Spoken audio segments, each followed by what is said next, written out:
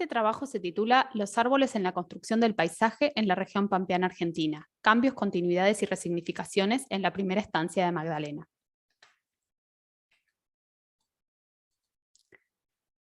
La región rioplatense de Buenos Aires se conformó en los últimos siglos como un espacio de explotación rural, en donde la estancia como unidad productiva tuvo un papel central. El paisaje originario de bosques, dominado por el tala y pastizales, fue paulatinamente modificado por la introducción y multiplicación de ganado y diversas especies vegetales. Los árboles fueron centrales en la transformación del paisaje y configuraron y delimitaron espacios en las estancias. El objetivo de este trabajo es indagar el desarrollo de historia de primera estancia, una estancia ganadera a lo largo de los siglos XVIII y XIX, poniendo énfasis en la diferenciación y ordenamiento de los espacios. En este sentido, toman relevancia algunas preguntas. ¿Cuál es el rol de los árboles en la conformación de este espacio productivo? ¿Cómo podemos verlos a lo largo del tiempo? Para este trabajo, realizamos un relevamiento y análisis de fuentes documentales, éditas e inéditas. Por ejemplo, duplicados de mensura, sucesiones y testamentarías, fotografías, también manuales de estancieros y relatos de viajeros para la época. Se ha realizado también trabajo de campo arqueológico, en particular en el sector del casco de la estancia y en una zona asignada a uno de los puestos de la estancia. También realizamos recorridas etnobotánicas y entrevistas semiestructuradas a los propietarios de la estancia actual y la identificación botánica de las especies arbóreas. Estas distintas fuentes de información fueron integradas y articuladas para arribar a las interpretaciones propuestas. Aquí podemos ver cómo a partir del análisis de distintas fuentes se reconstruyó la tenencia de la tierra desde los primeros repartos en el siglo XVI hasta la actualidad. Para fines del siglo XVIII, la estancia de Januario Fernández contaba con una gran extensión de tierra que abarcaba desde el sur de la actual ciudad de Magdalena hasta Punta Indio. Se dedicaba a la cría de ganado vacuno y yeguarizo, mayoritariamente, tanto en rodeo como alzado. Contaba con una casa principal de piedra y ladrillos crudos y cocidos, una quinta cercada, y el ganado se encontraba por toda la extensión del campo, donde resultaba central la presencia de aguadas. En el inventario de la sucesión de 1791, la primera estancia de Magdalena contaba con 41 árboles de durazno, 25 higueras, 6 ombúes y un sauce. Esta familia tenía además quintas en los alrededores de la ciudad de Buenos Aires con mayor diversidad de frutales, como pueden ver aquí en un fragmento de la tasación de árboles de una de ellas. Para la segunda mitad del siglo XIX, la estancia contaba con una edificación principal y 14 puestos de estancia, en donde residían los puesteros o pastores. En el casco, la casa estaba delimitada por un cerco de estacones de madera y alambre, un corral para ganado vacuno, un corral para ovejas formado por lienzos de madera y varios potreros. Los puestos de estancia, ubicados en la periferia del campo, contaban en su totalidad con ranchos, corrales para ovejas y pozos de balde. Para este momento, la estancia estaba orientada hacia la cría del ganado ovino. Aquí podemos ver en detalle el plano de la sucesión, en donde se ve la representación de las arboledas del casco principal junto con las edificaciones, y en este sector podemos ver la zona costera con su característico monte de tala, que no es señalado en los escritos, pero sí es representado gráficamente. En un sector que correspondía a las inmediaciones de 3 puestos de estancias, sobre un cordón de conchilla con monte de tala, en este sector, podemos encontrar el sitio del Santiago 1. A partir de su análisis, se interpretan prácticas relacionadas a la alimentación alrededor de un fogón, ubicado en la segunda mitad del siglo XIX. Los trabajadores rurales, puesteros y peones son los posibles generadores de este contexto. Las prácticas alimenticias de estos sectores incluyeron ítems de producción local, así como gran cantidad de productos de origen europeo, masivos y accesibles como bebidas alcohólicas y pipas de caolín. En relación a los restos vegetales presentes en este sitio, se recuperó in situ un fragmento carbonizado de carozo de durazno, especie muy referenciada en las fuentes documentales de la época. Y aquí podemos ver el contexto en donde se encuentra el sitio arqueológico. Asimismo, en el contexto arqueológico se recuperaron un conjunto de pipas de caolín. El análisis de microrrestos vegetales recuperados en el interior de estas pipas permitió identificar la presencia de nicotiana, así como distintas estructuras foliares indeterminables y granos de almidón de maíz. Estos resultados son preliminares y continúan en curso. El análisis de pipas de un sitio cercano, que corresponde a una vivienda y comercio rural del mismo periodo cronológico, permitió identificar, además de tabaco, el uso como fumitorios de especies nativas como tala y molle. Para las postrimerías del siglo XIX, la primera estancia, ahora propiedad de don Enrique Thompson, antiguo arrendatario, contaba con 13.307 hectáreas y se encontraba parcelada toda mediante alambrado. En el casco, además de las casas de los dueños y mayordomos, se registran corrales de vacas y caballos y un galpón de carneros finos o de raza. El establecimiento se organizaba mediante puestos y potreros alambrados a cargo de trabajadores asalariados, los puesteros. También se registran potreros con sembrados de alfalfa, corrales de lienzo.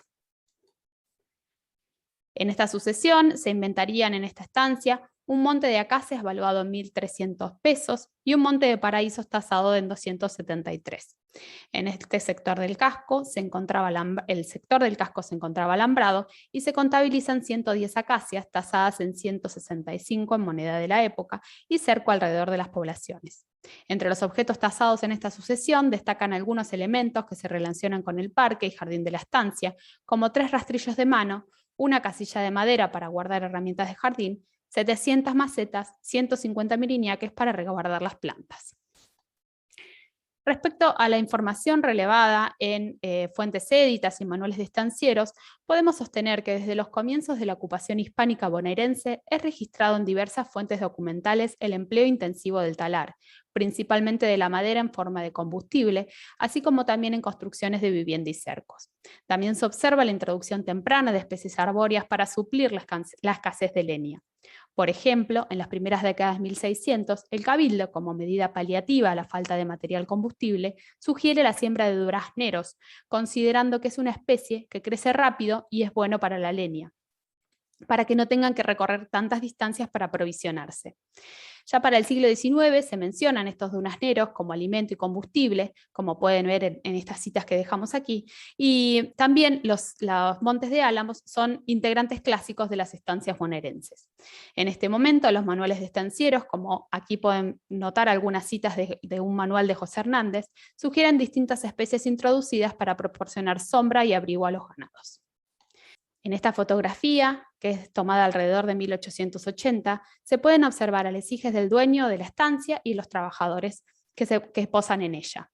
Se pueden ver las construcciones principales del casco, algunos ejemplares arbóreos alrededor del casco, en donde justamente destacan los eucaliptus, introducidos algunas décadas atrás. En esta fotografía, tomada alrededor de la década del 50, podemos observar también otra imagen del casco de la primera estancia, en donde se toman relevancia los cercos vivos, aquí en este sector, un sector de frutales, por esta zona, y aquí atrás el Monte Alto.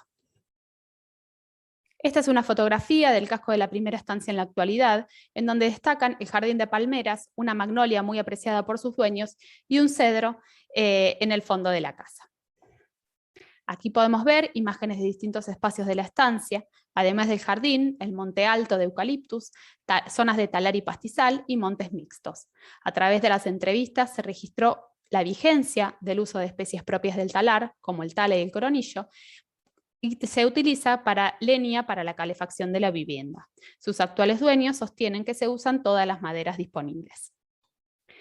También se identificó el uso de árboles en la delimitación de espacios en la estancia, en la actualidad.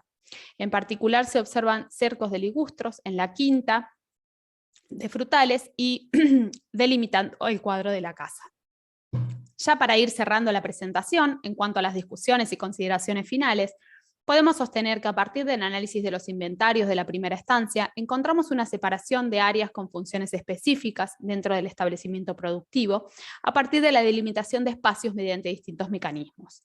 En un primer momento, el parcelamiento de la región pampeana se realizó en función de las aguadas, criterio que se utilizó desde las tempranas mercedes de tierras. Para fines del siglo XVIII, la primera estancia registra una quinta cercada, principalmente para proteger los cultivos del ganado que deambulaba en la estancia. Las primeras introducciones giran en torno a los árboles como elementos utilitarios, principalmente productores de alimentos como frutales, pero también para la delimitación de espacios, para la protección de las construcciones, para reparo del ganado y provisión de leña. En la segunda mitad del siglo XIX, los cercos y corrales toman relevancia, tanto de postes y estacones para el ganado mayor como de lienzo para el ganado ovino. En este momento, la intención de generar un paisaje nuevo se vuelve evidente y se introducen nuevas especies. Los montes de este periodo son más abundantes y variables y perduran hasta la actualidad.